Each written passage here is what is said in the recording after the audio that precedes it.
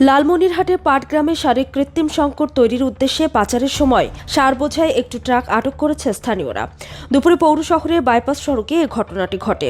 জানা যায়, শ্রীরামপুর ইউনিয়নের বিসিআইসি ডিলার ফারুক হোসেন সরকারি বরাদ্দের সার বেশি দামে বিক্রির জন্য ভ্যান যোগে বিভিন্ন দোকানে পাঠাচ্ছিলেন। ওদের স্বপ্ন পূরণে পাশে থাকতে পেরে আমরা গর্বিত। এসব স্থানীয় বিএনপি নেতৃবৃন্দ এবং এলাকাবাসী বিষয়টি ধরে ফেলেন এবং সার বোঝাই ট্রাকটি আটক করেন। খবর পেয়ে পুলিশ ঘটনাস্থলে গিয়ে 700 বস্তা ডিএপি সার জব্দ করে।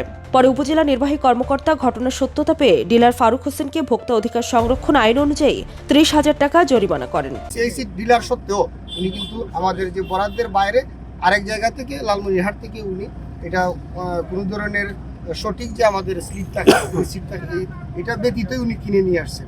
যেহেতু উনি কিনে নিয়ে আসছেন এবং ওনার স্বীকারোক্তি আমরা নিয়েছি, উনি স্বীকার করেছেন যে এটা উনি এখানে যে অবৈধভাবে শ্রীরামপুরের হওয়া সত্ত্বেও ডিলার উনি এইখানে মালামাল খুচরাভাবে বিতরণ করার সুযোগ করেছিলেন। এটা উনি অপরাধ স্বীকার করেছেন। অপরাধ স্বীকার করায় মোবাইল কোর্ট আইন অনুযায়ী আমি ওনাকে সর্বোচ্চ যে আইন আছে 30,000 টাকা জরিমানা করছি।